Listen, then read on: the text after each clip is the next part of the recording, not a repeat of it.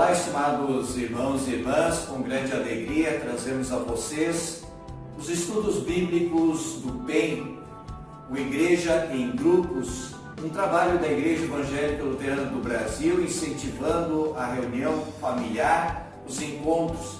E como nesse período de pandemia, proclamamos aí, vivenciamos o isolamento social, então estamos trazendo essa oportunidade para meditarmos em nossos lares a palavra de Deus que foi trazida, foi programada através destes estudos bíblicos. E por isso este é o estudo de número 1 do ano de 2020. Estudo esse que tem como tema os caminhos e o caminho, baseado no Evangelho de João, capítulo 14, o versículo 6, onde lemos assim: Jesus respondeu: eu sou o caminho, a verdade e a vida. Ninguém pode chegar até o Pai a não ser por mim. Este é o versículo-chave para a nossa meditação neste momento. Este estudo foi escrito pelo pastor Reinaldo Littke, que hoje está atuando na congregação Cristo em Porto Alegre. Desde já rogamos a Deus que abençoe esse estudo e por isso nos dirigimos a Ele em oração.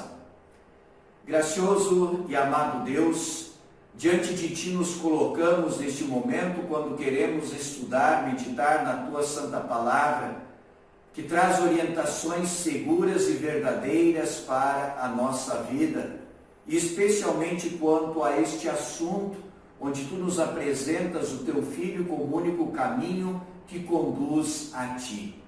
Por isso, derrama sobre nós o Teu Santo Espírito, para podermos, meditando na Tua Palavra, também sermos instruídos e fortalecidos por Ti, e assim preparados para levarmos o Teu amor a mais e mais pessoas que estão ao nosso redor e que necessitam ouvir do caminho que é Cristo Jesus. Por Ele nós o pedimos. Amém. Iremos seguir da seguinte forma: vamos apresentar o estudo completo do caderninho através dos slides, e você então, no decorrer do estudo, se quiser parar para pensar um pouquinho mais a respeito de cada situação, ou até voltar atrás, fique à vontade. Você então poderá usufruir desta situação para melhor aproveitamento seu, conforme a sua necessidade. A título de introdução, trazemos algo que é muito corriqueiro nos nossos dias, quando se diz que não é politicamente correto dizer que Jesus é o caminho.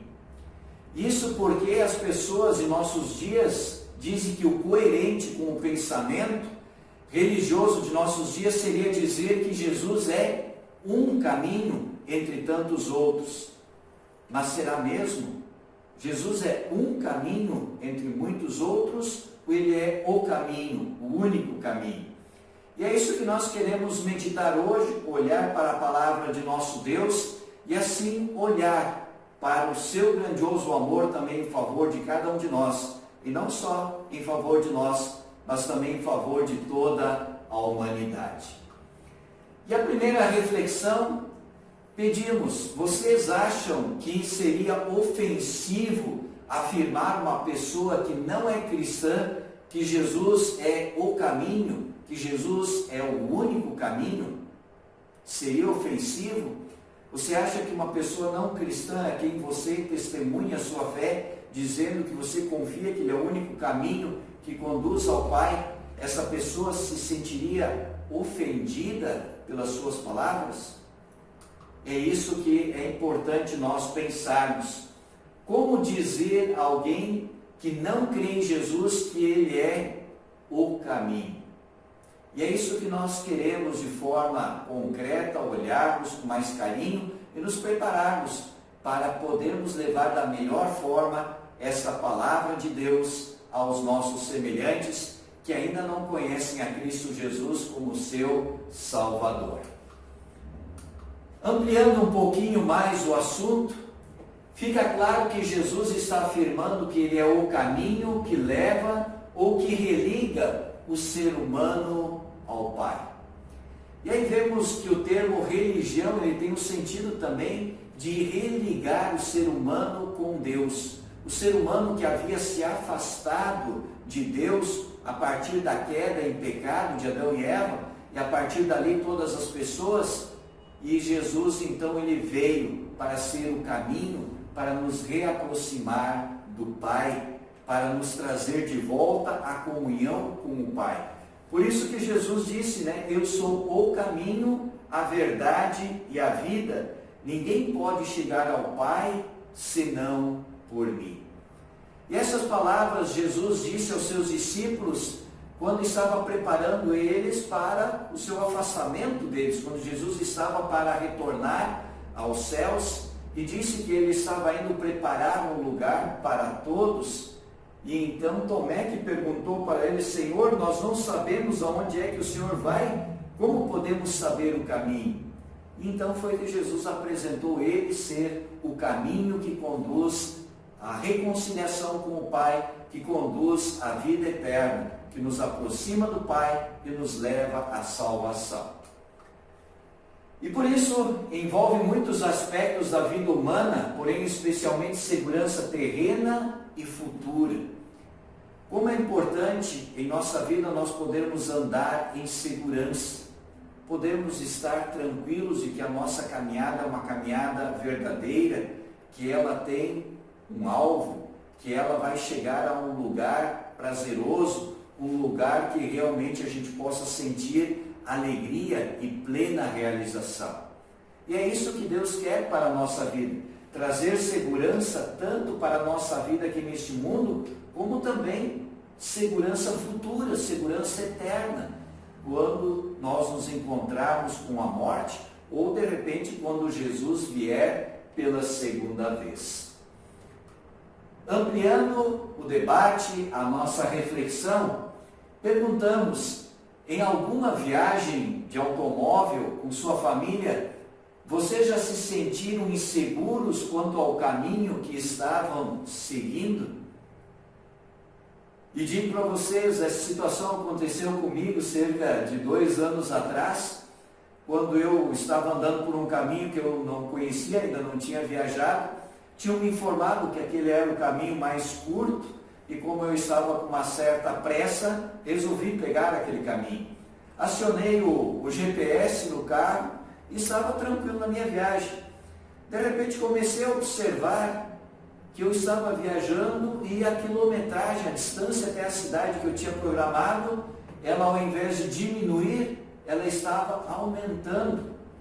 E foi aumentando e aumentando, e o local era bastante deserto, poucas casas e afastadas da rodovia. Mas eu resolvi seguir em frente, era o caminho que me tinha indicado, e eu pensava que não tinha nenhum outro local que de repente pudesse ter me perdido. Mas o que aconteceu quando eu fui um pouquinho adiante, a quilometragem baixou em 50 quilômetros. Aquela rodovia não estava cadastrada ainda, era uma rodovia nova, e por isso estava acontecendo esse incidente. Mas eu me senti bastante inseguro naqueles momentos. E é isso que de repente vocês também tenham muitas histórias para contar neste sentido. E aí pergunto, qual foi a sensação de vocês? Especialmente quando essa situação ocorreu de repente à noite. Certamente vocês se sentiram como eu, inseguros e com um certo teor de apreensão para seguirem a viagem e procurarem estar no caminho correto. A respeito do assunto, analise e comente os seguintes textos bíblicos então. O primeiro texto bíblico, o texto de Provérbios, capítulo 14, versículo 12. Há caminhos que ao ser humano parece direito, mas o fim dele é o caminho de morte. Há caminhos que ao ser humano parece direito, mas o fim dele é caminho de morte. É o texto igual ao Provérbios, capítulo 16, versículo 25. E assim, estimados irmãos e irmãs, a gente vê que muitas vezes são apresentados para nós caminhos, e até humanamente falando, até são caminhos razoáveis, poderiam ser, mas eles não são verdadeiros, porque deixam Deus de lado. Então, por isso nós temos que cuidar para que os caminhos que ao ser humano parece direito, que para nós parece direito, podem não ser direitos diante do nosso Deus. E por isso a nossa preocupação, por isso também o nosso estudo da palavra, para a gente poder estar no caminho certo, que é Cristo Jesus. Outro texto bíblico, capítulo 7 de Mateus, versículo 13, quando o Senhor Jesus alerta dizendo: entrem pela porta estreita, porque larga é a porta e espaçoso o caminho que conduz para a perdição, e são muitos os que entram por ela. E assim muitas vezes a gente nota muitas pessoas, elas não querendo se envolver com a igreja, não querendo meditar na palavra de Deus, acham que tudo isso muitas vezes é coisa para outras pessoas, são indiferentes, acham uma bobagem. Por isso, muitas vezes pegam atalhos, pegam caminhos apresentados pelo mundo, que são de repente mais fáceis do que de repente aquilo que Deus coloca na sua palavra. Mas queremos ver que isto não é verdade. A palavra de Deus, ela mostra o grande amor de Deus por nós. E é necessário entender, compreender este amor e sentir este amor também em nosso coração. Essas palavras do livro de Provérbios e do próprio Senhor Jesus são um alerta importante, considerando o pensamento religioso de nossos dias, segundo o qual cada pessoa é livre para escolher e até fazer seu próprio caminho. Muitas pessoas acham que todo o passado deve ser deixado para trás, que cada um deve seguir o caminho do seu pensamento, da sua mente, do seu conhecimento e assim viver a sua vida. Vemos quão triste é este pensamento e muito perigoso. Por isso, o Senhor Jesus, ele tem um alerta importante. Não podemos ingressar, não podemos olhar para esses pensamentos como pensamentos úteis para a nossa vida. Por exemplo, então em questões de religião, o ser humano não quer mais se submeter a um caminho próprio. Ele quer fazer o seu próprio caminho. Esta é a realidade de nossos dias. Por isso, muitas vezes é difícil para nós, como cristãos, testemunharmos a nossa fé em Cristo Jesus, apresentando que Ele é o único caminho que conduz à presença do Pai e à vida eterna. Como responderíamos ao pensamento religioso do século XXI, segundo o qual o importante é amar e seguir o exemplo de Jesus? Será que isto basta? Que caminho seria este? Importante é amar e seguir o exemplo de Jesus. Se formos olhar a fundo, esse pensamento é um pensamento da autossalvação, das pessoas salvarem a si próprias, pelas suas atitudes, por atitudes de amor, por atitudes de bondade para com o seu semelhante, e tendo Jesus de repente como um mestre, como aquele que, pelas suas orientações da palavra de Deus, de repente ensina a gente a seguir um caminho aí por nossa vida. Mas será que isso basta? Será que isso é verdadeiro? Vamos seguir em frente. E aí nós queremos olhar agora os aspectos aí, alguns caminhos humanos.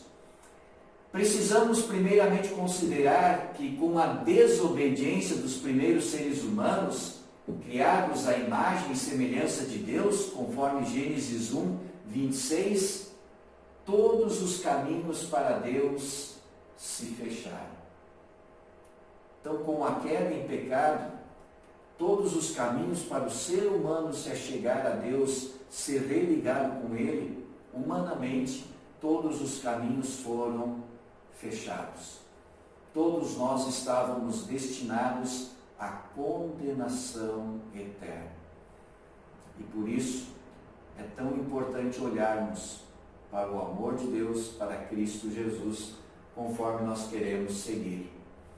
Deus decretou assim: porque você é pó e ao pó voltará. Isso Deus disse para Adão e Eva, depois de eles terem desobedecido a ordem de Deus de não comer o fruto que estava na árvore no meio do jardim. Então, essa desobediência levou eles ao pecado, e o pecado levou eles à morte. Porque você é pó e ao pó voltará. O que foi confirmado também nas palavras do apóstolo Paulo, lá em Romanos, capítulo 6, versículo 23, porque o salário do pecado é a morte. O pagamento pelo nosso pecado é a morte, é a condenação eterna. E ainda, portanto, assim como por um só ser humano entrou o pecado no mundo, e pelo pecado veio a morte, assim também a morte passou a toda a humanidade, porque todos pecaram. Todos nós somos pecadores. Todos nós somos descendentes de Adão, e assim também a nós está destinado a condenação eterna, se formos olhar simplesmente para nós mesmos. Ou seja, o pecado separa o ser humano do santo e justo Deus, nesta vida, aqui neste mundo, e também para a eternidade. E a exigência divina para receber o ser humano novamente é qual? Sejam santos, porque eu sou santo. Primeira carta de Pedro, capítulo 1, versículo 16. E será que nós conseguimos ser santos como Deus é santo? Será que nós conseguimos cumprir os mandamentos de Deus na sua totalidade e completamente em todos os aspectos? Certamente que não. Então esses textos, eles são a pregação da lei de Deus, a pregação que mostra que nós somos pecadores e por sermos pecadores estávamos destinados à condenação eterna. E os caminhos por nós mesmos para Deus estão fechados. Queremos também conferir Levítico, capítulo 11, versículos 44 e 45, quando Deus diz: eu sou o Senhor, dediquem-se a mim, o Deus de vocês, e sejam completamente fiéis a mim, pois eu sou santo. Não fiquem impuros por causa de qualquer animal que se arrasta pelo chão.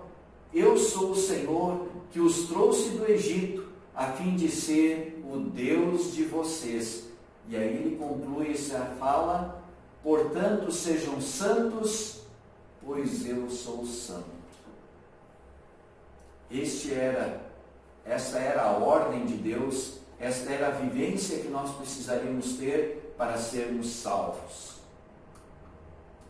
Por mais então que o ser humano se esforce, ele nunca chegará a Deus, pois todos nós somos como imundo e todas as nossas justiças como trapo de imundícia.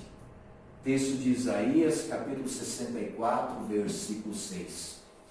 Isso acontece quando alguém quer chegar a Deus através das suas obras, através do seu proceder. Quando ele deixa o plano de Deus de lado e quer seguir pelo seu próprio caminho, inventar o seu caminho ou pelo seu pensamento chegar a Deus, tudo o que ele fizer não vai valer nada diante de Deus. Esses são os caminhos humanos, e também um autor americano, em seu livro Espiritualidade da Cruz, editado pela editora Concórdia, e que está nas páginas 20 a 26, ele descreve bem a tentativa do ser humano de chegar a Deus através. E aí ele apresenta 3 caminhos. O primeiro é o caminho do moralismo, que procura tornar-se perfeito na conduta. Então as pessoas querem viver de uma maneira correta, para assim então merecerem a benevolência de Deus, merecerem a sua misericórdia e o seu amor. Em segundo lugar, ele diz a especulação, que procura a perfeição no conhecimento.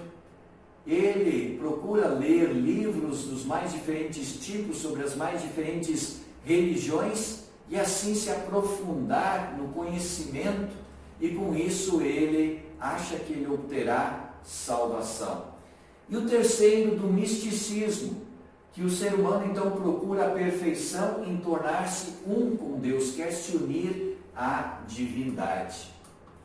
Contudo, nós, através desses 3 caminhos, poderíamos resumi-los nesses 3 caminhos, nós não podemos, porque nós não conseguimos aperfeiçoar a nossa conduta. Em segundo lugar, não conseguimos compreender Deus pela nossa razão. E em terceiro lugar, não conseguimos tornar-nos um com Deus. Ou seja, os caminhos estabelecidos pelo ser humano para chegar a Deus estão todos fechados. Nenhum ser humano consegue por si só chegar até Deus.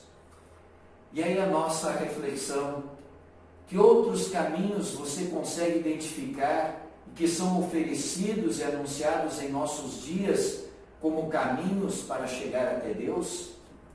Talvez você tenha ouvido ainda outros caminhos, outras situações que as pessoas apresentam e que dizem que através dela se chegarão até Deus. Mas continua sendo um caminho humano e não é o caminho de Deus. Agora vamos olhar para o outro lado, então apresentar Jesus como o caminho, aquilo que a palavra de Deus nos apresenta. Veite também apontou a diferença. A questão não é o nosso subir até Deus, mas o descer de Deus até nós. Quando o ser humano ele tenta chegar até Deus, é como se ele quisesse subir até Deus. E isto não pode acontecer, porque as portas do nosso relacionamento com Deus estão fechadas por causa do pecado. E é aí que vem o importante, que nós precisamos olhar o descer de Deus até nós. Esta foi a atitude de Deus após a queda do ser humano. Deus anunciou o Salvador, que seria descendente da mulher, alguém igual a todos os seres humanos, conforme a promessa de Gênesis capítulo 3, versículo 15. Porém, também verdadeiro Deus. E foi esta maneira que Deus achou, planejou e depois executou para que nós pudéssemos estar de volta num relacionamento com Ele, através do descendente da mulher que nós queremos ver adiante. Então o caminho foi indicado imediatamente após a queda do ser humano. E na Epístola aos Gálatas, capítulo 4, versículo 5, o apóstolo descreve a concretização dessa promessa, quando essa promessa se tornou uma realidade. Vamos ver o texto? Mas quando chegou a plenitude do tempo, Deus enviou o seu Filho, nascido de mulher, nascido sob a lei, para resgatar os que estavam sob a lei, estavam debaixo da lei, condenados, a fim de que recebêssemos a adoção de filhos. Notam bem? Nascido de mulher, o descendente da mulher que falou aqui no texto anterior, lá de Gênesis. E aqui então, na Epístola aos Gálatas, capítulo 4, versículo 15, temos o cumprimento dessa promessa. Quando chegou a plenitude do tempo, o tempo de Deus, Ele enviou o seu Filho para nos resgatar do pecado, para pagar a nossa culpa e assim nós podermos receber a adoção de filhos de Deus. Cabe aqui então a pergunta 144 do Catecismo Menor: por que Jesus tinha que ser verdadeiro Deus? Essa é a pergunta que Schwann ele colocou no Catecismo Menor para a nossa reflexão, para que a gente pudesse olhar para o grande amor de Deus. E então ele responde assim: o Redentor tinha de ser verdadeiro Deus para que pudesse, em primeiro lugar, expiar a ira de Deus, pagar pela nossa culpa, e assim também vencer o pecado, a morte e o diabo. O que é comprovado pelas palavras do Salmo 49, versículos 7 e 8, que nós queremos conferir logo a seguir. Mas acho importante a gente se deter um pouquinho mais aqui nesse texto, nessa resposta. O Redentor tinha que ser verdadeiro Deus para que pudesse expiar a ira de Deus, para que Ele pudesse pagar a nossa culpa, que nós, como seres humanos, não conseguimos.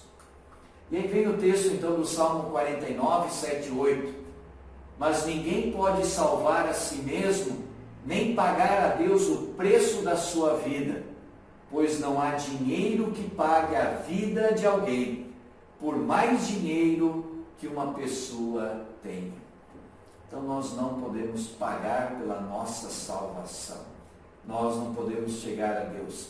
É Deus que veio ao nosso encontro. E é exatamente por isso que o cristianismo não é só um amar e seguir o exemplo de Jesus, conforme nós refletimos um pouquinho atrás. Então o cristianismo ele não é apenas amar e seguir o exemplo de Jesus, praticar obras boas, praticar o amor, a bondade com o nosso semelhante, seguindo o exemplo de Jesus, as suas orientações, a sua palavra. Vai além, mas confiar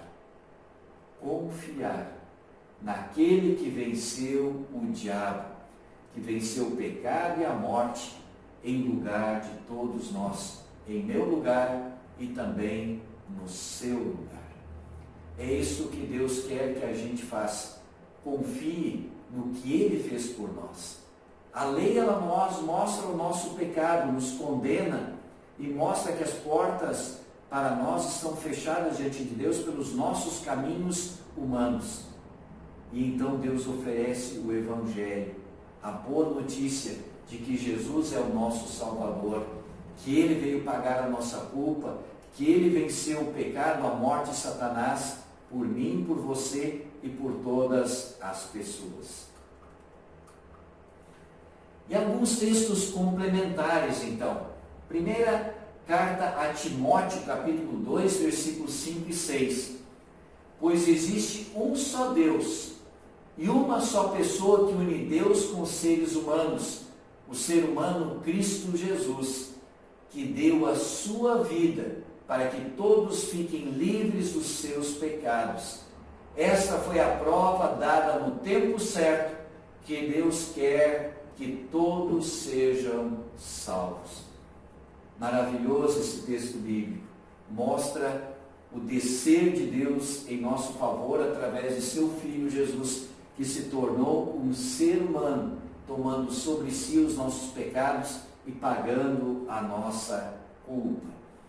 Mais um outro texto, o texto agora de Hebreus, capítulo 9, versículo 15. Portanto, é Cristo quem consegue fazer uma nova aliança, para que os que foram chamados por Deus possam receber as bênçãos eternas que o próprio Deus prometeu. Isso pode ser feito porque houve uma morte que livrou as pessoas dos pecados que praticaram, enquanto a primeira aliança estava em vigor.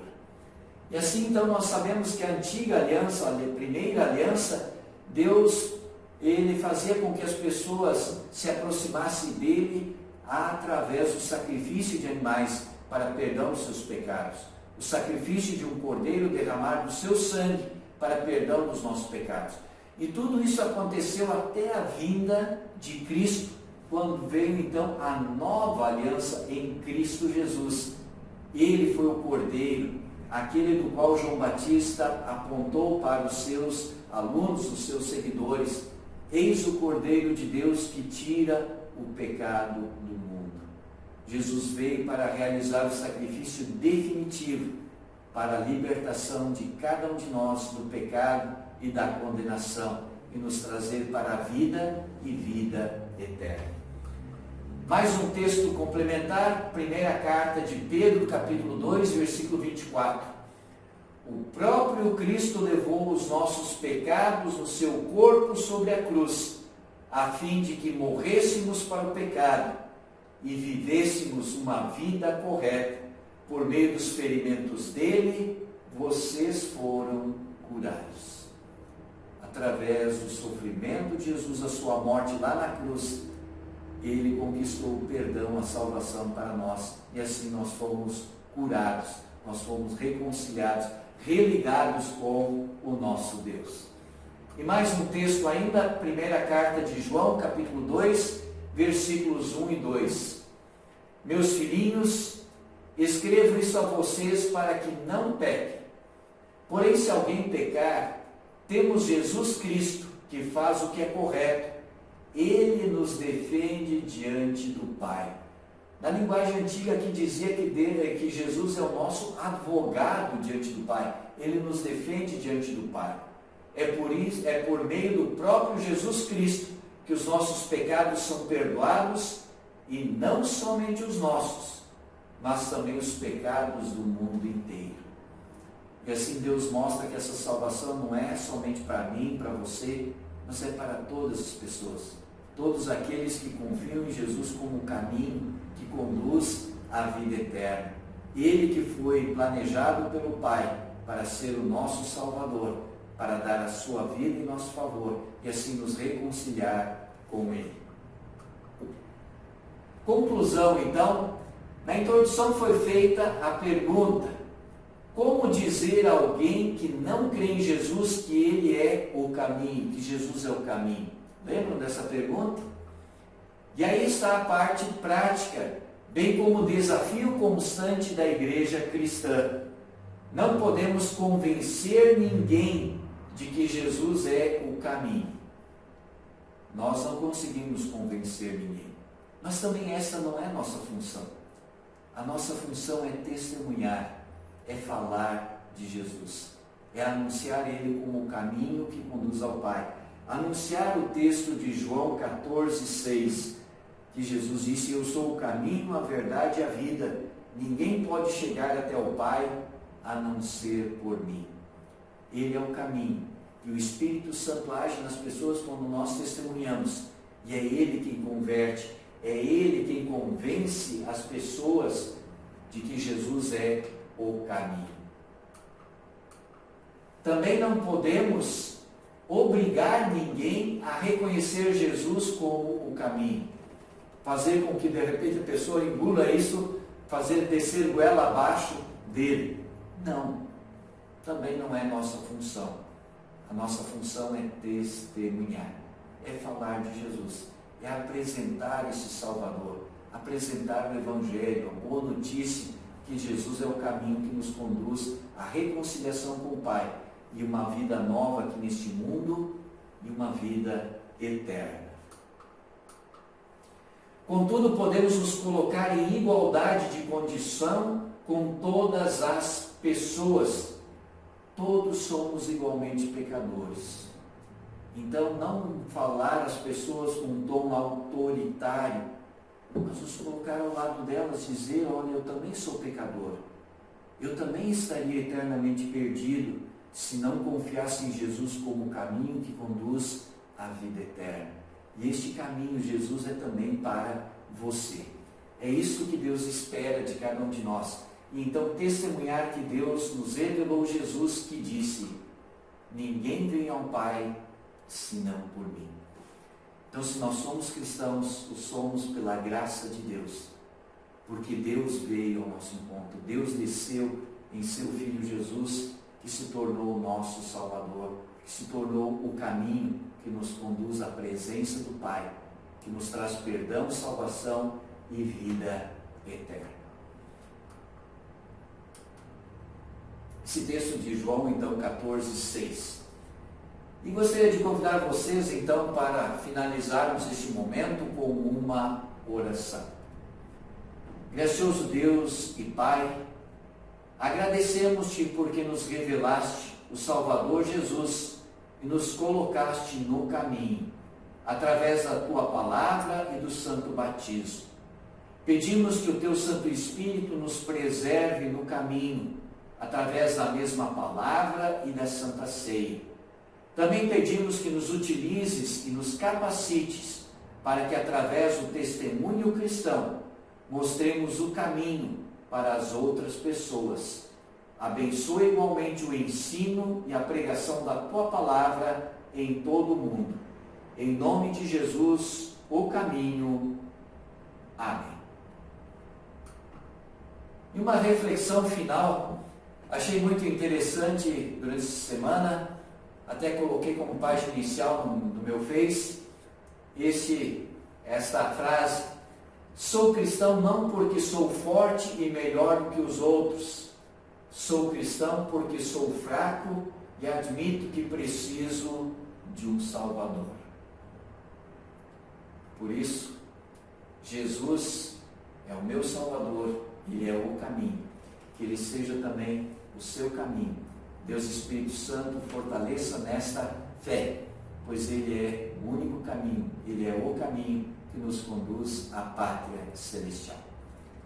A graça do Senhor Jesus Cristo, o amor de Deus o Pai e a comunhão do Espírito Santo esteja com você, agora e sempre. Amém. Deus o acompanhe, hoje e sempre. Amém.